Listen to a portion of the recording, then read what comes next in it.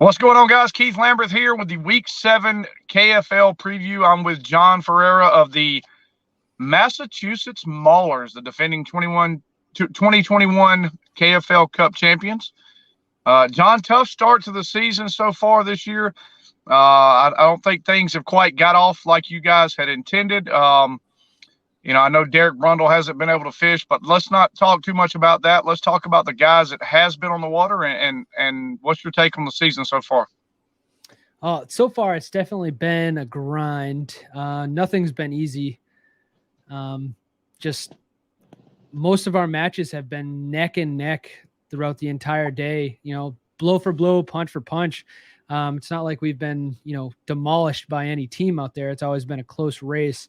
Just, a couple of three of our losses have just been by mere inches, which is all it takes to win. You can lose by a quarter of an inch. But the places that we have fished every match has been kind of a tough match. So it's not like we're, slaying them and it's neck and neck, but it's usually every match has been, a grind to get a limit for the most part. Well, that's part of what we do. You guys coming into the season having the cup hoisted last year, and and every other team that's in the league. I mean, the goal is to be able to make that final match in Chickamauga this year, and you have to grind. You definitely have to grind. Let's talk about this upcoming match. Now, I know you guys got the Granite State Sticks at home. It's a home match for you guys, but I'm sure a lot of those guys are probably familiar with this water, being in the area that y'all are in. I mean, a lot of the lakes get hit by a lot of anglers. And I understand there may be a little bad blood, a little animosity, a little tension between these two teams right now. So talk about this match without going too much into detail on the stuff that's going on between the two teams right now, but just talk about the match and how bad you Massachusetts Maulers would love to play spoiler on these guys this weekend. So I want to start off by saying that the Northeast has it a little bit different than most other places. We're so close together. So there's all of our bodies of water are no secrets, right? Chances are every angler or just most anglers have fished everything all around. So it's usually at that point in time, there's no home field advantage. So which makes things, a little bit more difficult because every team has great anglers. So that's kind of what we're looking at right now. The Sticks, they're coming in hot 5-0. They're not too far from, we're fishing the Charles River. That's our home. So all of the anglers in the Sticks have every capability to come down in a short trip and check this out if they haven't yet. So we're probably looking at a close match. I'm hoping, I think we could pull it off. I would like to say, I really firmly believe that the Sticks are kind of more of an open water, deep water type of team. They're forward facing, chasing smallies, open water type deal. So we think by bringing them to the Charles, it gives us a little bit of advantage just because we might know it a little bit better and we might be a little better at, that shallow water stuff. As for the bad blood, man, I don't know how much you want to get into details with it, but it's all kind of childish, honestly. We let go a team member last year for some really shady stuff. Turns out to be a team owner now, and he has bad blood towards us. Like, he has hated us ever since, and he has done nothing hasn't stopped basically trying to get back at us. So right from the rip, starting the team, he wants to beat the Maulers. So that's what they're going to try to do, to the point where, we got the owner of the team driving around on this weekend trying to find out where the Maulers are fishing during a local tournament. Yeah. Well, there's no room.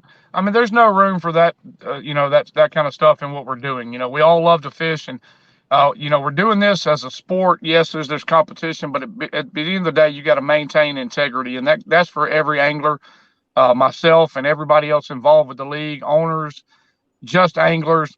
The integrity has to be maintained. I mean, we have sponsors out here that's, three bells and cross kicks and rip it energy. They have expectations of the league and expectations of the anglers. Every jersey that these teams have these expectations, and we got to do our best to maintain the integrity. I don't think there's a whole lot of room in what we do for the type of stuff that's taking place, and they'll have more in-depth conversation about that. You hit it perfectly without going into too much detail. Wouldn't want to have anything kind of any fallback from any other anglers. But most importantly, how do you guys right the ship the rest of the season? How do you guys get back on the winning path that the Massachusetts Maulers are used to? What is it going to take from each angler, and what is it going to take from you guys as a team? It's all hands on deck right now. So far, our entire team, minus myself, just because I've had some family issues this past weekend, we've been pre-fishing, practicing. We've been communicating nonstop on what we're going to do game day. We're covering all of our bases more than we have yet this season. The guys in the Maulers, they're pretty busy with life. This year's kind of been a struggle with getting out for some of us, but this is it. It's basically all or nothing at this point. With the Sticks riding on top 5-0, and then everybody else being 2-3. So it's once again, it comes just like our matches. It's been punch for punch. It's punch for punch now. So whoever comes out on top on these next couple matches is, potentially the team to ride it out to the championship, or the conference championship rather. We've had several conversations, a couple of interviews I've done today, and a couple of talks, throughout, the KFL Fantasy Show and the recap show and Hindsight 2020 is there is going to be a 4-4 or maybe a couple 4-4 teams make the playoffs.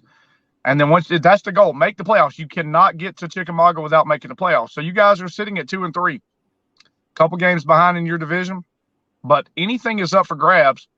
You guys just got to keep the right mindset. And like you said, do the communication and pay attention to the small details. Every little thing. Every little thing, every cast matters, every hook set matters, every landing job with the net matters. What does John do to keep that focus? Like, how do you not get lost in the distraction of the season? What do you do yourself to keep that focus?